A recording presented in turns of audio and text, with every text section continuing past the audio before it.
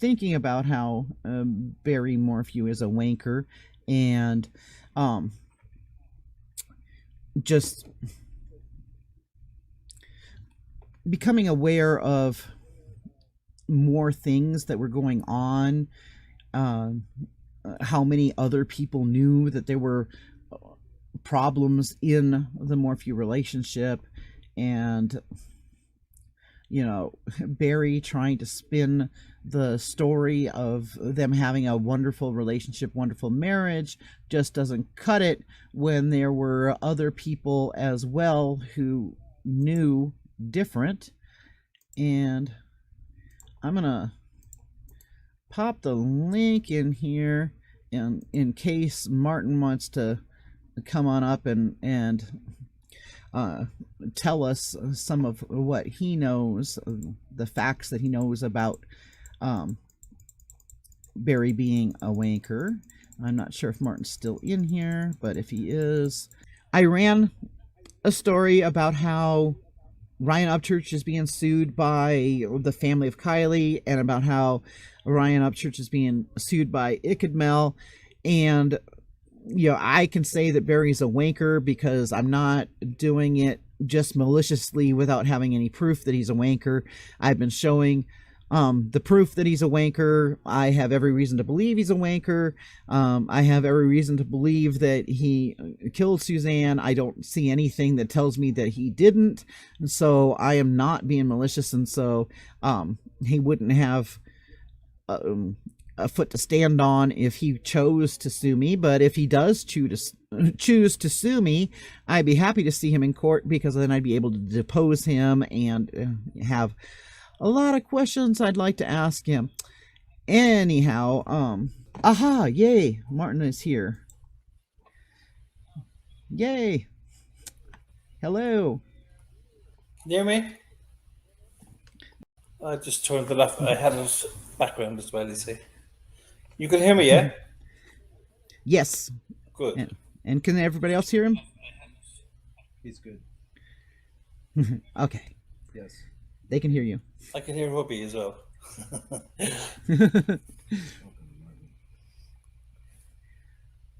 All right, Martin, do you have anything that you can contribute to the Barry as a wanker? I have lots. If you want to ask me any questions, I can give you some answers, I presume. So, Okay. Well, so we'll see what comes up in the chat, or if you have some questions, I can hopefully answer some. well, first off, I noticed in that little group that we're in, there were people other than Macy that knew that Suzanne was ready to leave Barry, That's right, yeah. and that she The and that she had Richardsons. plans that didn't involve him. Yeah, Suzanne's birthday party was on May the 1st, just before she disappeared. And it was over at Laura and Andrew Richardson's house, and they were friends of theirs from Grace Church, and they were quite good friends actually. Laura used to go to treatments with Suzanne when Barry couldn't make it or didn't want to make it, and so over the years they became very good friends. So at that party, Suzanne said that she was making bridges basically, doing Barry's finances and whatever like that, so that when she'd left, that there'd be still some, a bridge there, so that they'd have communication, and be civil basically. So that was on May the 1st. So that's on top of what we know from Sheila Oliver's texts as well, and from what Macy said. And So yeah, it's this story that Barry puts out that, you know, there was no discussion of divorce, there was no discussion of them separating. It's baloney, you know. Yes, obviously. And, Macy told Miles and his family the same things. And a lot of people have come to me asking why the daughters are agreeing with Barry. And all I can say is that I feel that Barry is controlling them the same way he controlled their mother. Yeah, 100%. Yeah, I feel that. No, I could be wrong. We could be wrong. Hmm. Yeah. But I definitely would give them the benefit of the doubt because of what we know about how Barry controlled Suzanne, and and how he feels about women in general. Like, so yeah, I'd say that, as Mallory herself said in that last interview they had on Good Morning America, I think it was, that she was confused, and I bet she's Hmm. confused. You know, I bet she's really Oh, yeah. confused. You know what, the things that are going around aren't normal. You know, so um, yeah, I think as they get older, you know, they'll see things in a different light. They'll question things. You know, Hmm. and just hopefully that they'll be in a safe place when that happens. You know, that's what I feel. Exactly. Because um, I don't think he really sees them as human beings. I think he sees them as extensions of himself or accessories or something. Yeah, exactly. Yeah. And that if they stop being useful, Yes. Um, yeah, I think. Yeah, I think you're right what you're saying, because they'll be getting on with their own lives, and I'm sure they'll be seeing less and less of Barry, and and I think it's probably then is when they're probably more in danger in some respect, because he can't control them. You know, so it's yeah, it's worrying. You know, what might happen to them. exactly. And another question I have is Barry off probation now? Because I didn't see anything in the news or anything, but it seems to me that it might be that his probation would have expired maybe in Last July. month, yeah, last month I think. Yeah, That's what. that's right, correct. As far as I knew, it was in July, and nobody seems to know where Barry is. You know, and Shoshona. We haven't heard anything about Shoshona recently either. So it'd be Yeah, I interesting. haven't seen anything about her No, since a while back when she was advertising house cleaning in Durango, but I that's haven't right. seen anything since then. Yeah, and that's probably what, 5 6 months ago, is it? Maybe. Yeah. So my husband was in the camera. Oh, Put me in the camera again. he's now he's all like, "You put me in the camera?" Yeah. So Yes, it's hot yeah. here, so pardon his nakedness. Oh my god. He was just in his shorts. I'm on my own. I'm on my shorts as well, so I'm in the same situation, but off camera. Um, but the yeah, this thing about uh, you know, not knowing where Barry is. I'm sure people know where he is, you know, but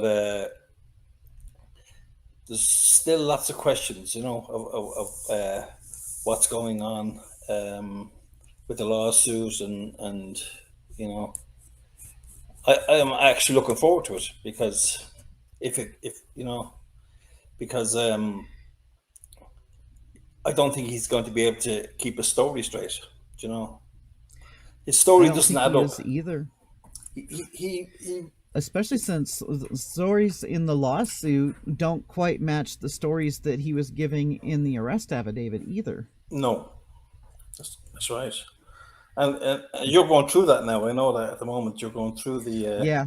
So when you get to the Bobcat stuff, I don't know if you've got that far yet, but when you get to it, it's all wrong. You know, she has all her Yeah, details I wrong. would love to have you talk about the Bobcat part because you understand these telematics and the locations of the Bobcat and what all he was doing. Yeah. Um, well, I was thinking about it today, actually, this morning. I was thinking about the Bobcat. I thought it was strange that it just a coincidence that it happened that week that Barry had the tracking device on the Bobcat, which is the telematics on the Bobcat, which GPS basically for everywhere the Bobcat was fitted on that week, and then it was removed on the Saturday or disabled. So we had nearly every movement of the Bobcat from I think it was the fourth was it the 4th of May? I think the Wednesday, or maybe it was the second. Off the top of my head, I can't remember if it's the second or the fourth. But we have all those telematics up to 2/10/16 on May May 9th. So on the Saturday, and but you'll see in the lawsuit they say it's at 1:30 p.m. It was the last reading on the telematics, which is wrong because we actually see him on the camera down when he was down in DSI. But we know that after that, the Bobcat was disconnected at DSI at that time in around 2:10/16, and we know Barry was there for a few minutes after that, and then we know he was caught on the camera heading back towards Maysville, and then he was caught on the next camera down at the Shell gas station along the way, and then he arrives at 2:43 p.m. And when he arrives at the house, he has the trailer and the Bobcat on the trailer behind him. He pulls directly up to the front door of the house, and that's when all the phone calls go on, and Barry's supposed to be chasing these chipmunks, or he's supposed to be chasing Suzanne with a dart gun. Is all supposed to be going on, but at that time Barry's actually in his truck, and he is making phone calls. He makes 2 phone calls to Suzanne. He makes a couple of other calls. I think 5 in total in about a time of about 5 to 7 minutes, but he's actually sitting in his truck, and the door is open of his truck, but he's sitting in the truck. He's on the phone, ringing Suzanne, making it that he's keeping Suzanne alive. Basically, that's what he's doing by using that phone. It makes it look for people that there's conversations going on, but those phone calls are only lasting 2 seconds, 3 seconds, 4 seconds, and basically he just hits the phone till it goes into her answer, the answering service of our phone. He knocks the phone off again, and because where he's parked in the truck, that's why you see all those pings going around he's parked beside the house next to the garage, and you've got all those pings that are flying around the house. That's not Barry moving. That's just the drift. Yeah. And so after that time, that truck is there from till around 9:20 something in the evening. The truck doesn't move, and the truck is disconnected at one stage. The battery or the telematics is disconnected. It tells us on the telematics that the battery was removed, and the power was removed. And it is easy to do that. I saw a YouTube of how to do it. Yeah, yeah. Well, it's easy to actually. You can actually put a switch in as well, so you can turn it on. You can basically it's just like a switch you'd have in your own house, basically a light switch. You just go into the main wire, and then you would put in a switch, and then you can stop it or start it. The power by just turning on and off a switch, like a kill switch that could be already in his truck, that could be fitted for What is something else, this? a blank. Just a second. I gotta turn off something in the background. I'm hearing. Okay, there we go. Yeah, one of my kids messaged me and the sound was going off, All right, I didn't hear it. so I closed Facebook. So yeah, that time we have two telematic GPS locations for after Barry arrived home on the Saturday at 2:43 p.m. And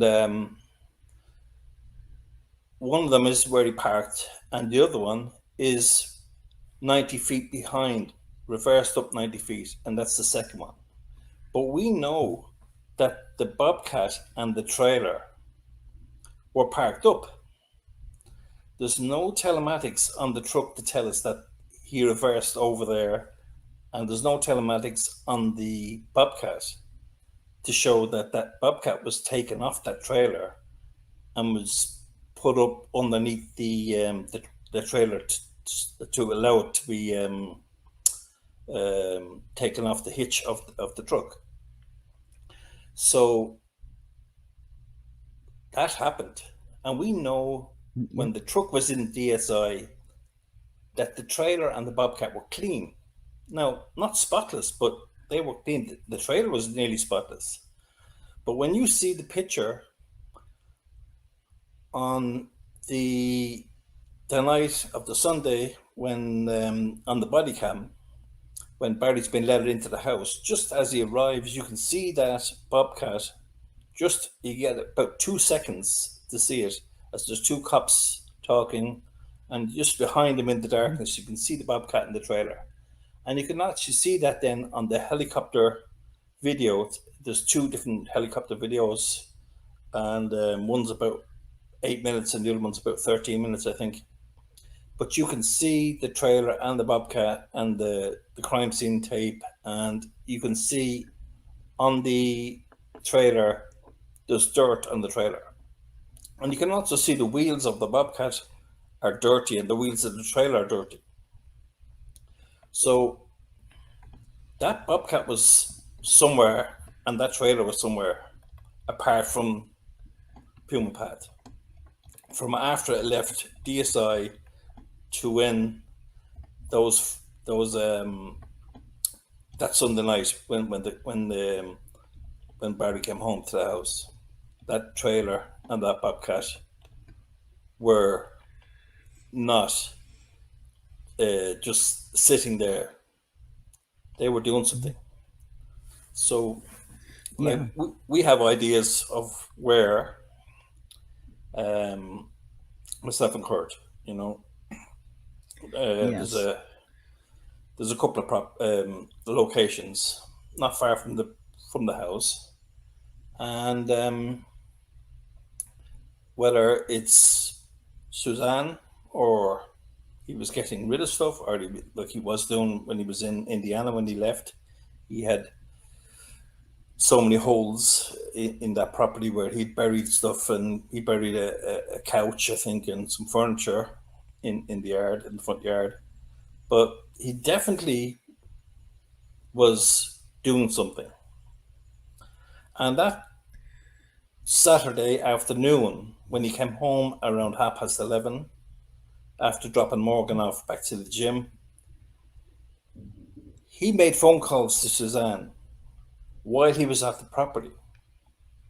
But he wasn't actually just at the property, he was actually in the woods. He wasn't actually just sitting in when he went off looking for this turkey, for the turkey bird.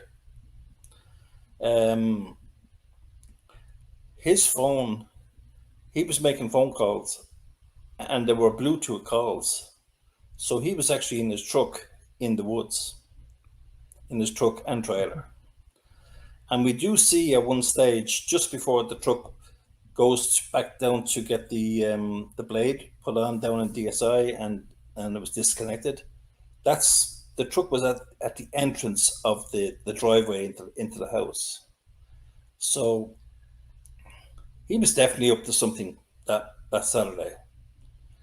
Oh, for sure. Yeah. It doesn't necessarily mean it has to be Saturday, but he was definitely doing something that we don't know exactly. We've no telematics for, but we have a fair idea from photographs of the area previous to that time, and we have photographs of that area after that, recent ones. And the terrain is different. That's all I can say really at this time.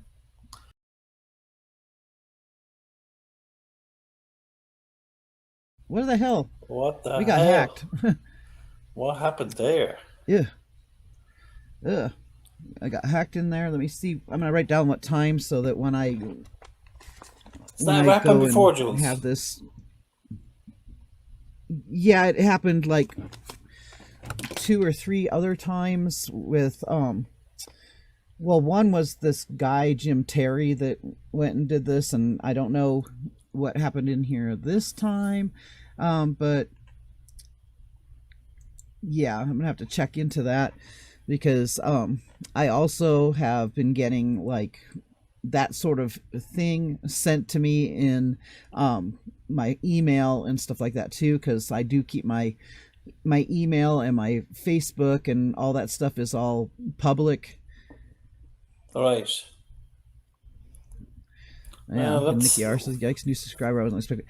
I'm sorry that happened, everybody. And when I go and put this to be, a video later, I'll make sure that that's cut out of there. Hopefully. And, yeah. So they're obviously trying to. They don't like this. You see, they don't like this when you're. Mm-hmm. This is when you get these trolls and stuff. It's the same you get it on Reddit, you get it on YouTube. They don't like when we start telling the truth. They don't like it. They do. Yeah, for sure. Yeah. And that's what tells me that Barry really is a wanker, and that he killed Suzanne and everything. Because whenever I get vocal about that, that's when weird stuff starts happening. 100%. 100%. You know that you're on the right track when otherwise they wouldn't bother with you. You know what I mean? But exactly. I think what you're doing, JuleZ, is great. I think what you're doing, and I don't have the chat on here for some reason. I don't. How do I put that on here? Is it comments? Is it? Oh, I have it now. I have it here now. Yeah. So. Yeah, I think red card. Yeah, that looks like the same picture, actually. Yeah, it looked like Rick Arts, and so I put it up there, and also then it was one that was my husband, and I put it up there, and it wasn't him either. Right. But but whoever it was made their account look like it was Rick Art and my husband. Yes.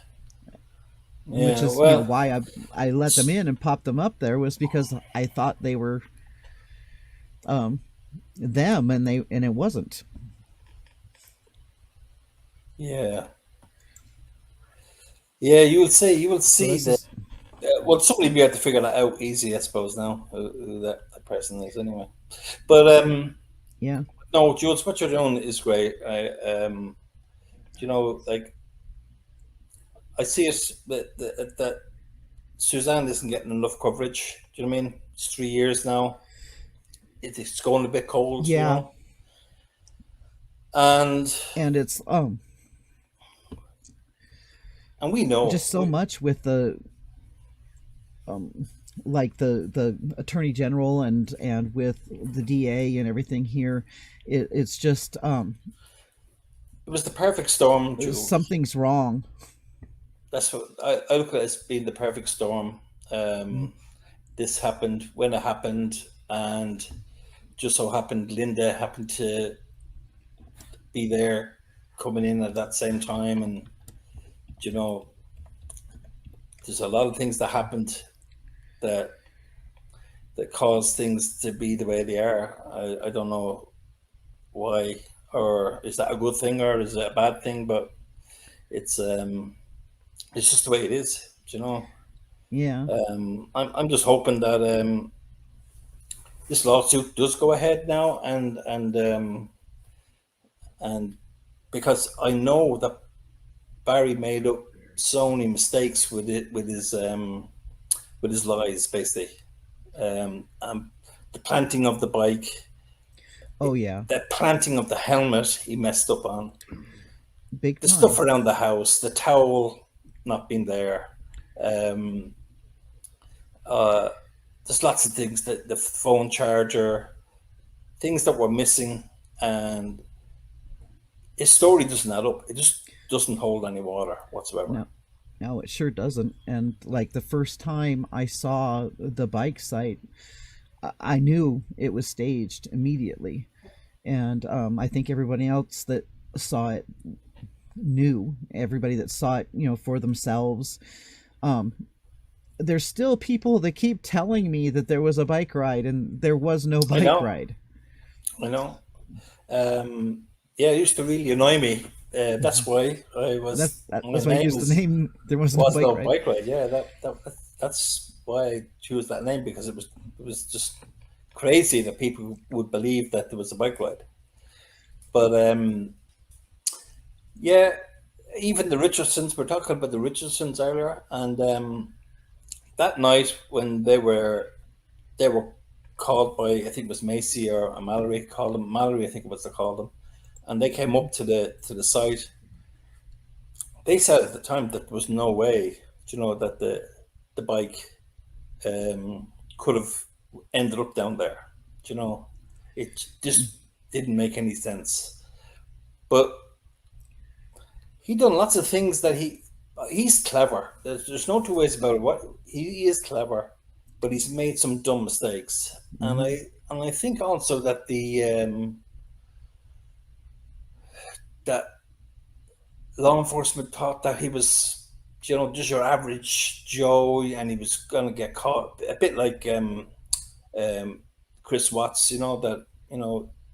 That this it'll rise to the top, but they couldn't believe that he could have done all this manipulation with the phones and all that sort of stuff, because they're looking at him and he's a guy talking about mountain lions, and it's crazy stuff. And we all made the same mistake. I made that mistake. I thought this guy's a bumbling idiot, Mhm. but it's not till I got deeper into it I could realize that this guy was a lot cleverer.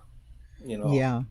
I 100% agree with you. I also underestimated him at first and thought he was a yeah, dummy, then yeah. figured out that he wants people to think Oh that so that they'll yes, underestimate him. yeah, yeah. He comes across that way, like the bumbling idiot, and yeah, and I don't believe that there was any communication between Suzanne and Jeff Lippler. I believe all that communication was Barry. On I mean on the Saturday.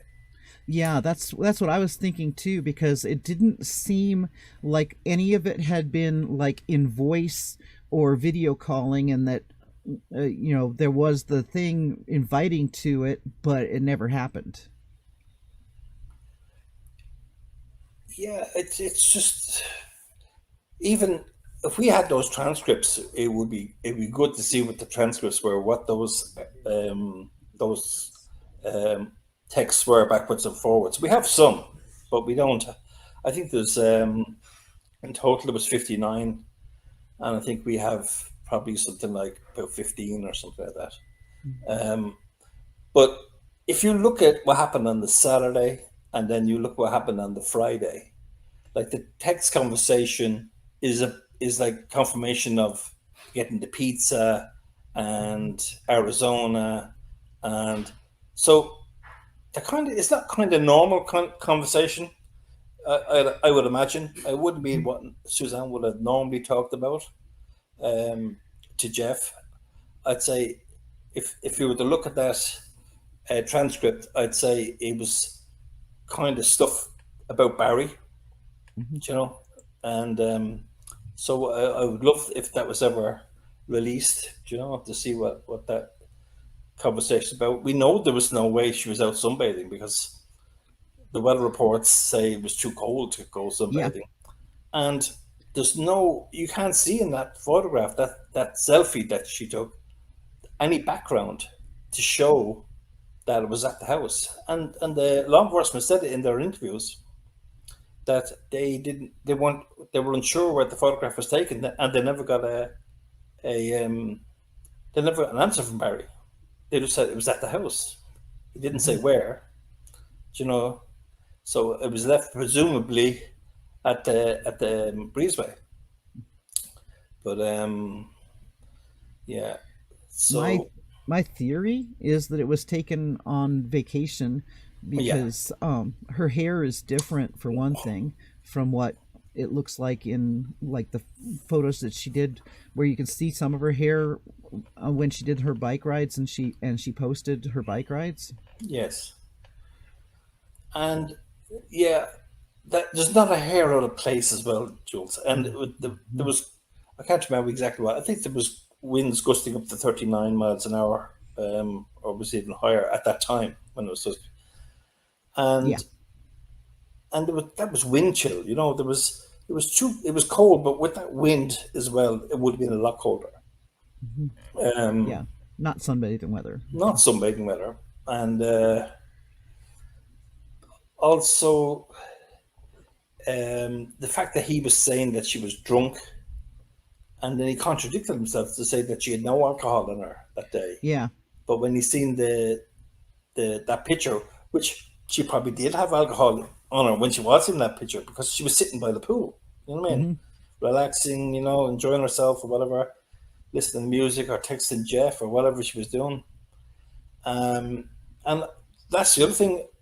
I wonder, did Jeff know when he got that photograph sent to him that he'd seen that photograph before?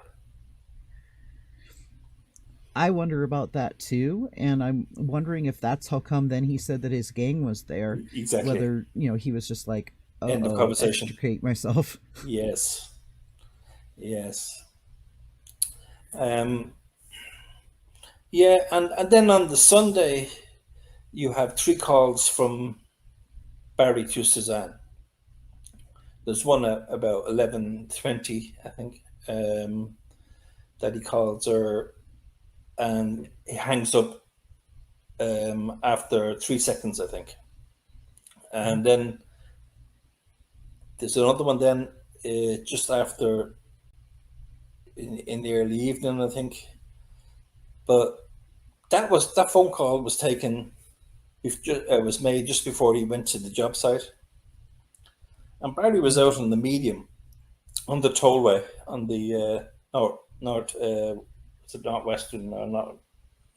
Is it northwest Yeah, I tollway? don't remember what it's called, but I've seen it. I've been there, and Yeah, it's out there yeah, near the wall, but right uphill beside, from it. parallel to the wall. Yeah, parallel to the wall, basically. And he's on the medium between the two lanes of traffic, and he's there for about 2 minutes, I think.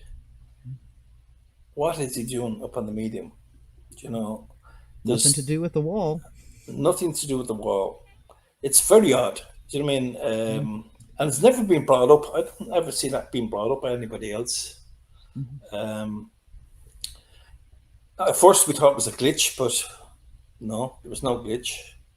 And just where he's parked up on that medium, there's these big storm drains that go right below that medium, basically. And if he wanted to dispose of something, like her phone or the chip off her phone, or a weapon or anything like that, that would be an ideal place for it. Yeah, it would. It's not going to get recovered, like if it was come from the like if they took stuff from a skip or from a dump or whatever and went through it, they could find some stuff. But something incriminating like that, that would be a good place to hide it. So her phone never was active after that. 11:20, the 11:20 phone call on the Sunday. It just he made a call and it shows it lasted, I think it was 2 seconds or 3 seconds, and that was it. So these weren't phone calls. When you see all these 12 phone calls that was made between Barry and Suzanne, there was no phone calls made. That these were just going into voicemail, and then to make it look as if there's activity between the two of them. The Facebook on the Friday night, these 23 Facebook requests, that's just totally out of the norm for Suzanne to do that. Yeah. And when you come to see this, what's written about this in the lawsuit, actually, Iris makes it nice and handy. She says basically that that whoever switched the password on the Friday night had to be the same person who switched it on the Saturday. Make it out that it could only be Suzanne, but that falls right into our lap. That it was on Friday night, Barry got control of Suzanne's devices and made those Facebook requests. I think some of it was just making it look that Suzanne was active more so than she was up to something. So he just load of friend requests, and all these people were kind of his age and Andy's age. They weren't Suzanne's age. Now, Suzanne knew some of these people, but they were just acquaintances, and they were all very surprised. Well, the ones that were in the affidavit were all very surprised that they got a friend request from Suzanne. I believe that Suzanne's last proof of life was that day between 9 and 9:30 in the morning when she spoke to her sister. Well, had a text conversation with her sister, Melinda, because that was Suzanne that done that, because Barry wouldn't have said those things about himself. He just wouldn't. And before that, you had the one from Rob Mazzell, and just 1 second now. Yeah, could you just about a few minutes? Yeah. The next one was Rob Mazzell, which was earlier on from that, where he turns around and says, or she turns around and says, I will do your finances, basically, your invoicing. Basically saying, I'm leaving you. Do you know what I mean? Confirmation that she was leaving him. That was Suzanne. So Suzanne was alive up to 9:30 in the morning on Friday. After that, we don't know exactly when. I have a fair idea exactly when, but I don't believe she was alive after Friday. I don't believe so either, and I don't believe that she went to Moonlight Pizza. No. And I actually had been sent a picture or showed a picture a while back that was supposed to be the Moonlight Pizza thing. This was way back when the preliminary happened, is when they gave me the picture, and I haven't been able to find it since. But in hindsight, what I can remember of it, it couldn't have been done in May because it looked like it was cold and it was dark, and it was probably a photo from like February at the closest to May. Right. But it looked like it had been taken during the winter. Right. Yeah, it's strange because that I remember at the time when that was going on in the prelims, and there was a big hoo-ha over Iris and this big speech about Moonlight Pizza, and you know, why they were happy together and they went out for their meal, and this thing about they were she was done and all that, that was forgiven, because they'd be going out, and then all of a sudden it was get off the pizza. You know what I mean? Yeah. So she had realized something, or maybe it was one of her colleagues that realized, and all of a sudden we're moving off the pizza now. Yeah, and if that's something was said like that and it sticks into your head, you keep picking at it. You know what I mean? You say there's something up here, but we couldn't find it. I can't see where it fits in to the timeline. That's the thing. Yeah.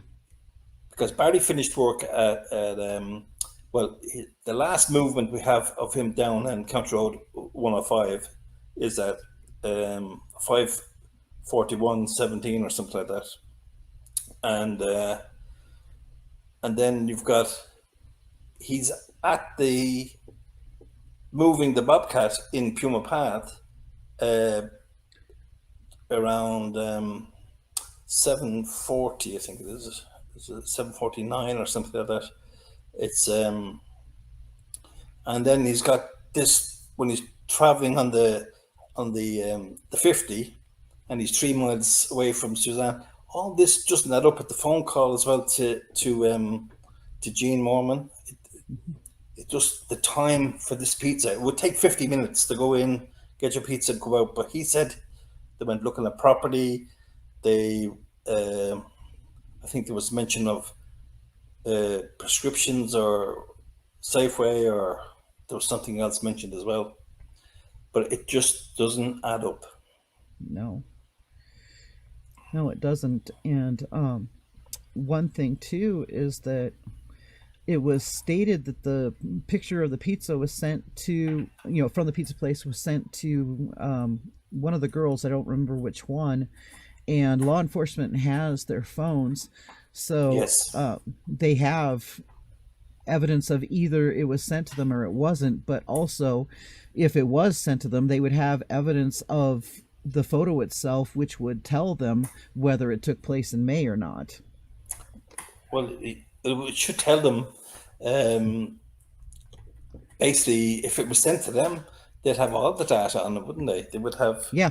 Exactly where it was. Like the problem with Suzanne's is that they don't have the device, so they can't get all that information from Suzanne's phone. All they can get is what was printed out, So yeah, there's too much. Jules, like I could sit here all night and I could tell you that there's no way it happened the way Barry said it happened. There's no way. No, there is no way. Like I done something on Reddit there about the different theories that they had, and no matter what theory you come up with, it will not add up to Barry's story. Yeah, and I've had so many people trying to run the Barry's innocent thing by me, and it totally doesn't work for them. And I've been down there at the bike site for one thing, because some people were trying to say that Suzanne had crashed and that she crawled into the river and got washed away. No. And there's the fence between there and the water, and then if that happened, how did her helmet end up, Exactly. west and up at the highway level? Um, just so much stuff doesn't work out. It was all staged and not very well. Yes, it was all staged, um, and yeah, not very well thought out.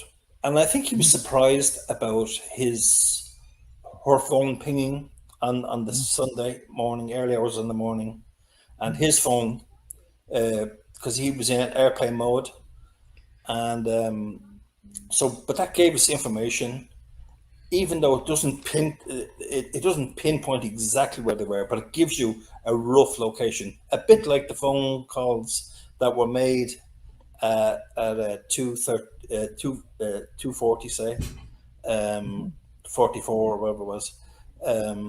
They're in the right area, they're around the house, but they're not exact. Where they're at the forensic building, where his truck is at the forensic building, the same thing happens. The GPS on the truck is all over the place because the truck is inside the building with a metal roof. So when they turn on when they go in there, open up the door or what they do, whatever, the GPS is all over the place. It's giving you different readings because it can't find exactly where it is.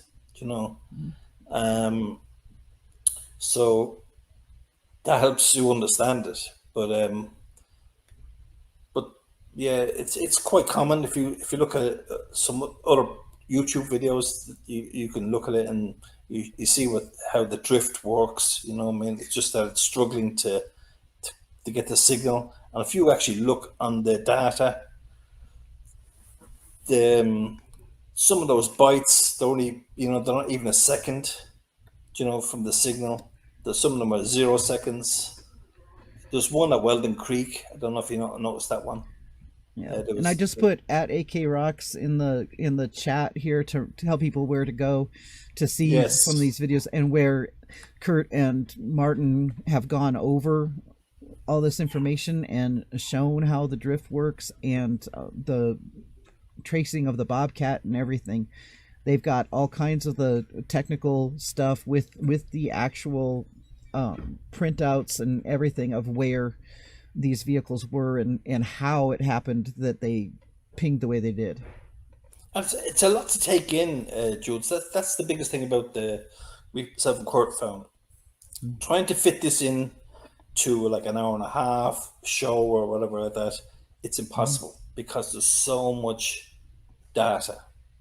And the story is in the data. That's where Alec Murdoch got caught out. It's where Brian Koberger is going to be caught out. It's going a lot of these cases now are getting caught out on their phone data, the GPS data of their vehicles, machinery or whatever, cameras, CCTV, doorbells, all these things. And that's why I believe there's enough information there. The law enforcement have enough information with all the doorbells they have and the CCTV cameras they have around and the footage that they have because we know what's in their log, evidence log, that they have this information. So it's just a matter of looking at different times and it's there. Yeah, and I try to give a nutshell version or a dumbed down or whatever you want to say, layman's version of the information that you and Kurt put out there, because for one thing, I'm not as tech savvy or anything, but I was able to understand when you guys were talking about drift and things like that, just by my personal knowledge of what happens when I do location sharing on Facebook or something like that, and see that it goes bouncing around where I know that I'm really not 100 feet off the road and stuff like that, but it looks like I am. Yes. Yeah. Like Kurt was actually staying up in the mountain above the house, and he was in a hammock, and his phone was telling him he was all over the place. He was running around all the way, and he was laying in his hammock and Mm-hmm. looking at his location on his phone. Um, so that was around. I think that was before even Mike King came out with his version of it. Of when they were talking about this, these pings. Like, there's no way there was a dart gun. The dart gun.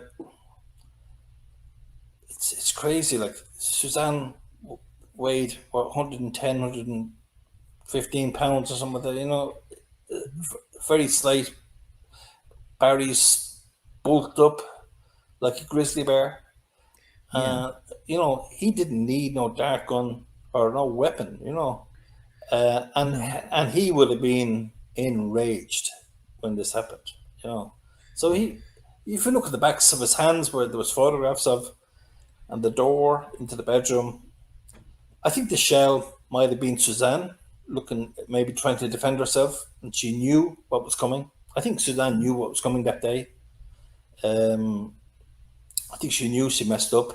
Um, I think Suzanne sent Barry the grievances, that what they call the 60 grievances. I think Suzanne put that into a post and sent that to Barry on the early hours that morning, because Barry never came home. Because I think she was conned into believing that they were going to send the girls away and they were going to discuss this marriage and deal with it civilly. Mm-hmm. And she was conned. That never happened. That the first night when Suzanne had dropped the girls off, or Macy off to Mallory's, Barry didn't come home that night. Yeah. So and then he didn't come home the night, the Thursday night either. So that was the Tuesday night. She was enraged, and that's where the "I'm done" text came from. And then on the Thursday night, he didn't come home, and that's where the Friday morning, early hours Friday morning, the list of grievances were sent to Barry, and that was the text argument that they had. And I think she knew then she was in trouble, and I think that's when she texted her sister. She knew, but she didn't want to worry her sister either, I presume. Yeah. But yeah, it's a pity. It's an awful pity. Yeah. I think he used his bare hands. Yeah. I've worked with a lot of victims of domestic, and I've got a background in that, and I know that is like the preferred method by these guys that get enraged and are so big. And that would explain the scratches on his arm, would be her trying to get his hands off of her. And I believe that Kurt also did a reenactment kind of to see. I told him, I said that to him. We were on the phone one night, and I said you should get her indoors to you strangle her, and get her to react, and they were laughing about it. Next thing he did, and next thing he sent me the photographs of the marks, and then he was logging them every day to see, and there were the marks on the upper arms were very good. They were just the same. He had them on both arms, I think, and because that's what's facing you. You know what I mean? Mm-hmm. And then on the back of the hand is what you would be trying to remove the hand from their throat. Would be on the back of the hand. So, like, that to me would have been, when I would have seen those marks on his body, I would have looked into that. Get somebody checking out when they were actually, those marks were made. You could tell from with scabbing and all that. Yeah. So there should be more detailed photographs done of it. It seems very lackadaisy. Some of the stuff is very lackadaisy. It is. It's And it's sad. had me wondering from the start about um, why and who, um, kind of helping Barry out by having the shoddy investigation for one thing, and also whoever edited the arrest affidavit to throw in the dumb things like the dart gun, because there is actual physical evidence logged in there as well in the affidavit that without the dart gun and stuff like that, it would still been enough to charge him. And I don't know why they wanted to put stuff in there that could so easily be disproved. It happens all the time. You get a rookie cop, and you could probably there, and they're discussing this, and they're saying, "God, we've nothing on this guy. We've nothing on him. If only we had something." Because that time, it was about 9 days later after the search, that this it was the second search, wasn't it, when it was found? Yeah. And this, I think you could hear the drop of the cap into the drawer, and the conversation was like, "Oh, the guys are going to be pleased with this," type of thing. Do you know? It's just all too much, But apart from it, just doesn't make any sense to me. Like if the serum is there, and if he could have used a dart with his hand, that would make sense. Yeah. But not. And if you look at the affidavit, they use up a whole page on this, the effects of a dart gun and the snoring and all this type of thing. It's crazy. It's crazy. Like it's laughable. That's the sad thing about it. This is a murder case. Yeah.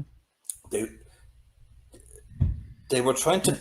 Linda should have never agreed to make that arrest. Let him run away. Let him fly. Let him go. Do you know what I mean? Yeah.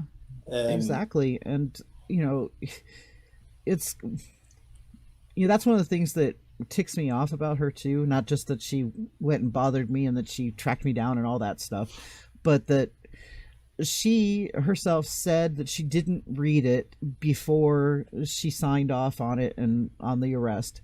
And then she said, "Oh, I did read it," but then she said again that she didn't read it before the arrest. And it's like, well, I've read this. How many times? I don't really guess. I probably read it about 20 times now at this stage, but it could be a lot more than that. Sections of it I've read over and over again. But the first time I read it, my God, it was a hard read, and you only take so much of it in, And every time, I say this to Kurt, every time I pick up the affidavit to read through it, even if I read through it today again, JuleZ, I will find something that will jump out at me again. So there's an awful lot of information. Thanks be to God, that information is there. But she didn't read that, and like you have to listen to the people who know, and they're saying, "Do not make this. We're not ready. You're not ready." I think they would have got it, because if you look at Gruesing, before they got the Jeff Libler transcripts of the call and all that type of thing, they were sure that it was on the Friday. The only thing that's changed is that photograph, the last proof of life photograph, and the text messaging going on. They can't believe that Barry's clever enough to plant this or organize this fiasco, or whatever you want to call it. They just don't think he's able to do this. He's clever enough. But they can see now him as well. Sorry?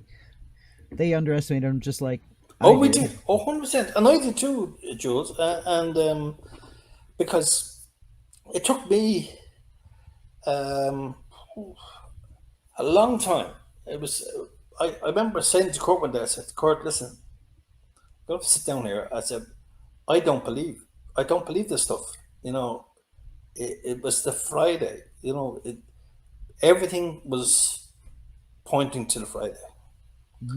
And then, like even the Bobcat thing, I was thinking, did he do this on purpose? Did he get that tracking put on the Bobcat, or am I giving him too much credit here? But to make it look that we've all this information to look at, and it just shows that he's doing normal things. But the thing about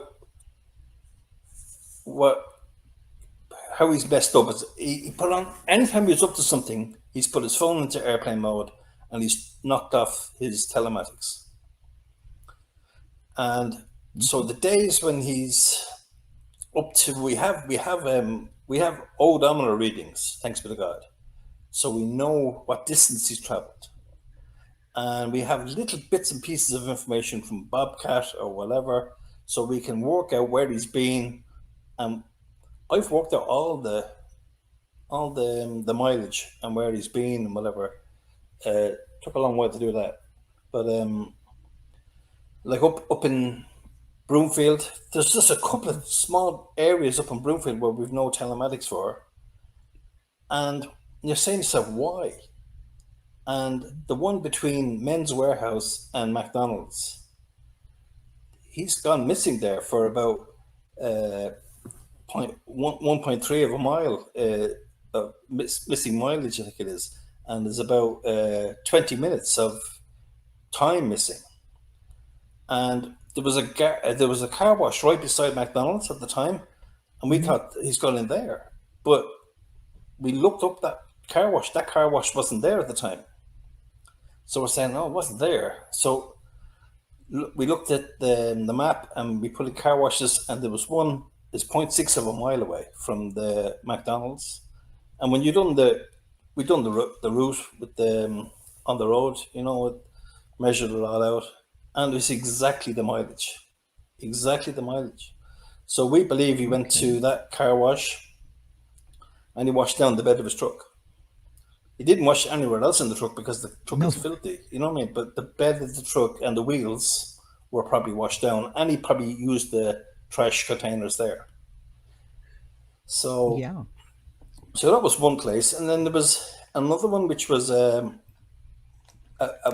it's a quite a big one. It's a 12. There's one around 10 o'clock, around 10:16, around that time in the morning, that he goes up to drives up by the job site.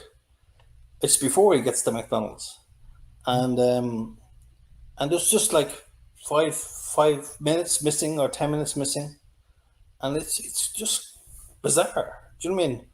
And I think what it was, he was trying to make out that he was going to the job site. But he wasn't. He was going to McDonald's, and he was getting rid of rubbish. He was getting rid of evidence, basically.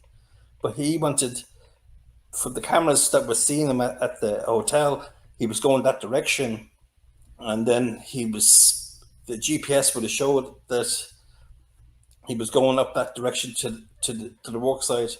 But he never went to the work site that time. He just drove by it, came back around, then to McDonald's, and then to Men's Warehouse, and then when he finishes at the work site and comes back to the hotel about 12:30ish, he parks the truck, and you see the truck there, the telematics, and then at 3 minutes to 5 or 3 minutes to 6, I should say, you see the telematics again, and the truck is moved, but there's nothing. We've no mileage change. There's just something wrong there. There's missing mileage. We know there's missing mileage because I've done the mileage from Puma Path to the hotel and from the hotel back, and we know that there's unaccounted for mileage, and it's a lot more than the 13 miles that they said. It's near 20 miles that's missing. So yeah, he was in, and his phone was the Bluetooth on his phone calls were in his truck at that time. He was supposed to be in his hotel room, but he was actually in his truck. We don't know where, but he was in his truck receiving calls on his Bluetooth. So there's way too much evidence there that if we can see it, it's killing me why law enforcement can't see this. And the car wash that you're calling, Yeah. you're thinking of, is it the one that's by the gas station that's like below McDonald's, No. or is there No, no, no, another no. one? I'll just find it here now, and I'll show you where it is. Give me 2 seconds. You still hear me? Yeah. Yeah, I can hear you. Yeah. Okay.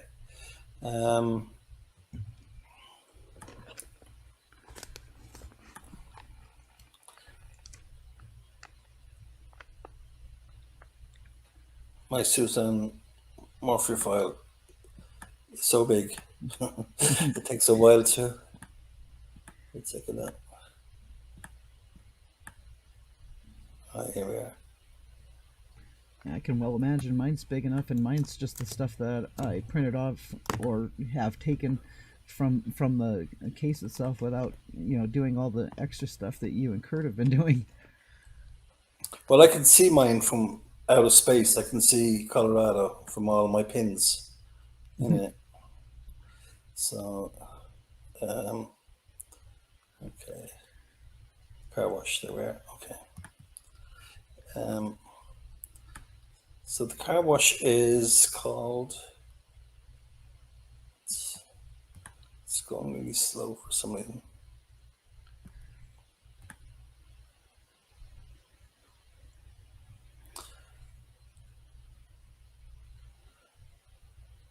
So when on your E to Z or whatever, or on your telematics, you'll see the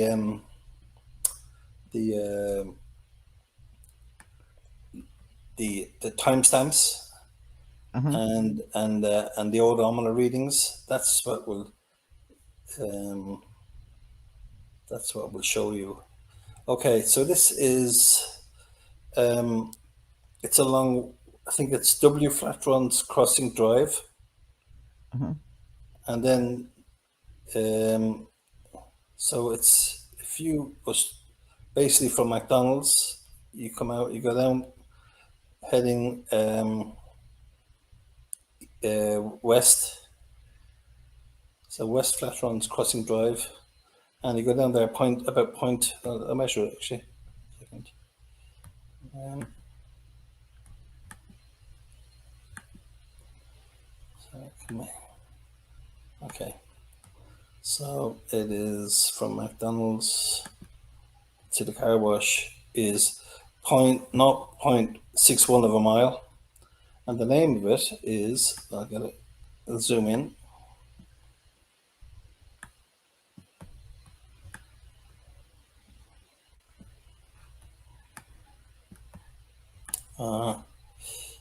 Pure Clean Auto Spa. So it's Pure Clean Auto Spa. Okay, I put that down because hubby and I have been there several times. We've done videos for the channel on it too, and we might just go back there again to look around again, because what we've done in the past is we went around his route, everything that was in the affidavit, and looked for cameras and figured out that there were dumpsters available that were along his path but didn't have cameras.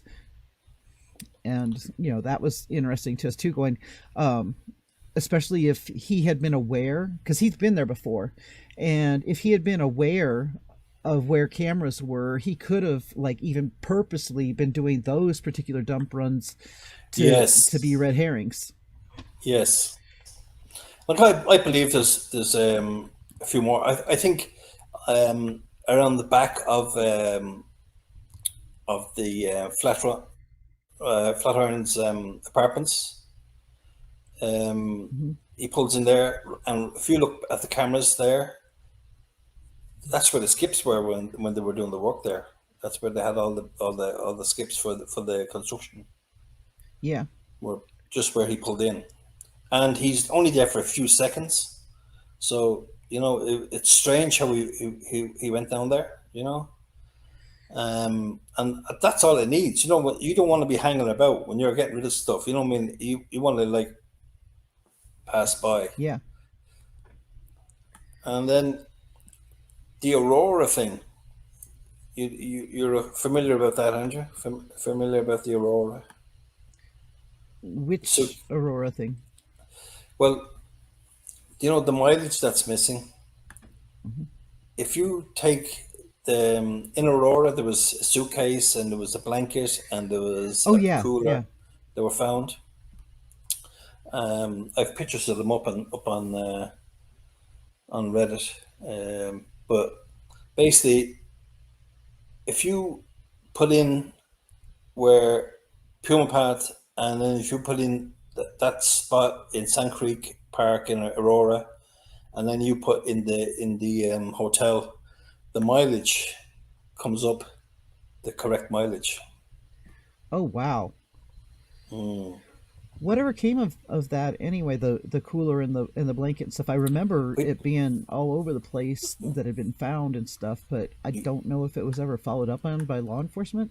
no, law enforcement were there, and Oh, okay. a friend of yours and mine was speaking to law enforcement, Okay. and and they didn't believe that the mileage added up and the time um, and the distance away from the hotel. The whole now, when I Hmm. first looked into it, I couldn't make it fit either, so I gave up on it. But I was using the mileage that the 167 miles Hmm. minus the other miles, the 183 miles, and there was the 13 miles difference. I think it was 100. If I remember right, it was 113 and 114 miles difference between the two, and I couldn't make it work from the route over to Aurora. So I said no, it didn't work. And one day I was just looking at my map, and as I zoomed in, there was the Aurora was right in the middle of my map, and I said, I'm gonna have another look at this. And I done the mileage myself from the house to the Hmm. hotel, and I put in the coordinates of Puma Path, Sand Creek Park, and then I put in the Broomfield Hotel, and it was the exact same mileage that Barry done to the hotel. Interesting. Very interesting. So there is the possibility that that cooler was the cooler, and that suitcase was a suitcase that was used, and that blanket looks identical to the blanket that Mallory is sitting Christmas Day when Barry's sitting there on that photograph reading the Bible. Mallory's, or not Mallory, Macy is wrapped Macy. up in, Yeah. in the blue blanket. And if you look at the two pictures and look at the blankets, it's incredible how close those two blankets are. So Yeah. there's a lot of questions, and they could be a lot of these things could be um, ruled out. You know, quite easily from photographs, from CCTV cameras that we know they have. Um, but no, look, we know he's guilty. Hmm. Um, but the hardest thing is, and you know yourself, Jules, is getting this across to people. You Yeah. know, Yeah. like we're here talking about this now, but if we wanted to go through this in detail, I'd say it would take probably 9 hours to actually go through it all the detail Yeah. At least. broken down, you know. Um, and I don't think your listeners would be able to Yeah. probably And probably on here too long as it is. and it's just annoying about how much the law enforcement wasn't doing their proper jobs throughout this, um because among other things, like everybody knows, my husband and I were out there just days after Suzanne was reported missing, before the helmet was found. And at that time, I offered to law enforcement, to give prints and footprints and tire tracks and everything of our vehicle, because we were all over the Yeah. place. And I was like, here, you can have this to rule us out. Hmm. and they're like, oh, that won't be necessary, which has never happened to me on any search No, ever. no, very lackadaisy. And like when you see now, I can understand when Deputy Brown and Molyneux were at the bike side. They were kind of looking for a missing woman, you know, and Hmm. you could, let's say they were looking for somebody that just had an accident or just after a bike ride or whatever, and they're just retrieving the bike, you know. But he says himself that he thought it was suspicious at the time, you know. Deputy Brown said he thought it was suspicious, you know. That Hmm. well, you can see it is plain. The bike there on the video, the grass around it, the vegetation, is not trampled in any way. That bike was chucked down, and where it landed, that was it, basically. Yeah, exactly. It wasn't You know, ghost ridden or anything. It was no, chucked there. it didn't flip around like Barry was saying. No, it landed like that because Hmm. you know yourself, you would see it. You know, if you put a blanket Hmm. down on a bit of grass and you're sitting there for, you know, watching the scenery and you get up, you leave a mark. Do you know what I mean? There was no mark. Do you know what I Yeah, mean? and as one who's had a few bicycle mishaps myself, I know that it leaves marks. Yeah, I've had a few myself in my days, and it's left marks on me and left marks on the pavement. But Hmm. you would definitely there would be more if that Suzanne was on that bike. There would have been more on the road. There would have been blood. You know, no, it just didn't happen. And they were talking about the dogs. I seen there was people saying about the scent of the dogs, but you have to remember that that guy picked up the bike and he put it down, and then he walked up along to Molyneux. Do you know what I mean? Hmm. And so the place was contaminated again. You know what I mean? They're walking through a scene. Do you know? So the dogs were there after the scene. Yeah. Um, but yeah, that's another good thing is about the cadaver dogs. Those cadaver dogs were inside um, that bobcat, and one of them sitting in the driver's seat. Do you know that you don't get better than that? Do you know Right. that's a cadaver dog. That's not a dog sent looking for somebody who's alive. That's for somebody who's deceased. You Yeah, know, and the cadaver sitting. dogs. It was the seat of the bobcat, and also the gravel on the trailer of the bobcat. Yes, yeah. And that gravel wasn't there. That gravel wasn't there on that Saturday afternoon. You can see the pictures in the exhibits, in the prelim documents. You'll see Hmm. those the and those are not still pictures. That's a video camera. So the cops have that bobcat getting off that trailer. We only have those stills. We can see that the trailer is clean.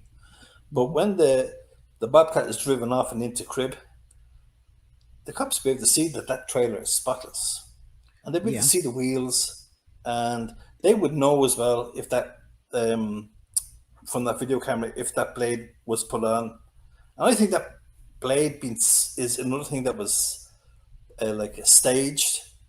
That the Hmm. blade was put on, but probably not put on all the way tight. And I think the blade, because when the cops seen the bobcat, they mentioned that there was nuts and bolts on the trailer and there was nuts and bolts in the bucket. They wouldn't be there if that bobcat was moved around. They wouldn't be there. Do you Hmm. know? There's no way would they be there. They would be gone down the road.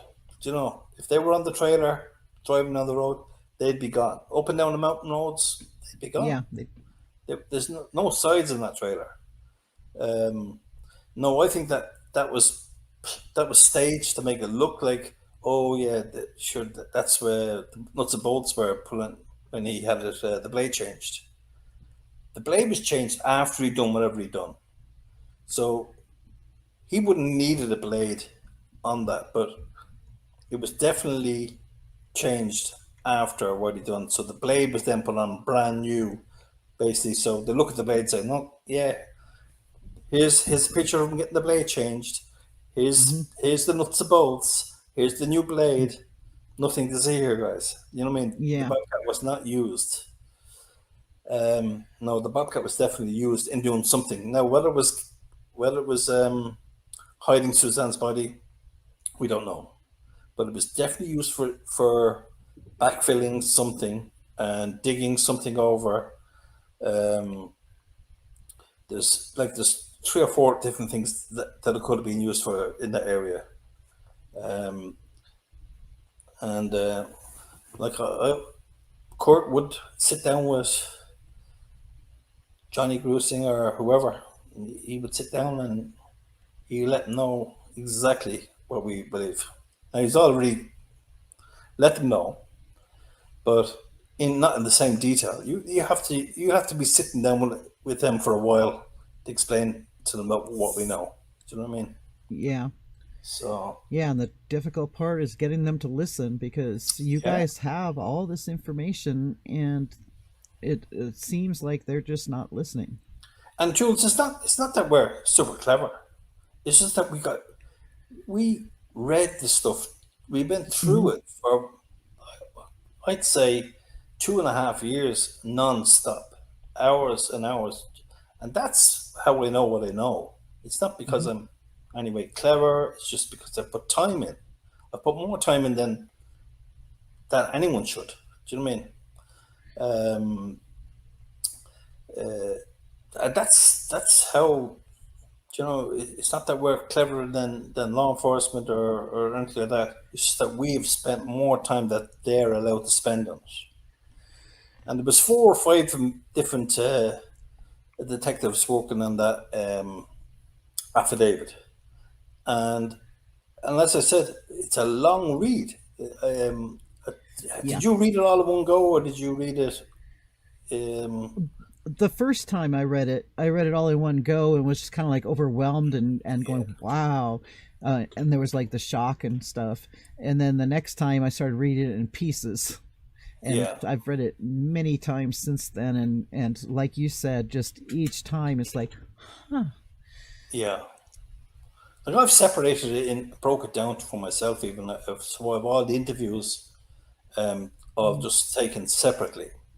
So if I want to think about interviews, I'll just get that Word document out and I'll read right through all the mm, interviews, and I can search through that as well.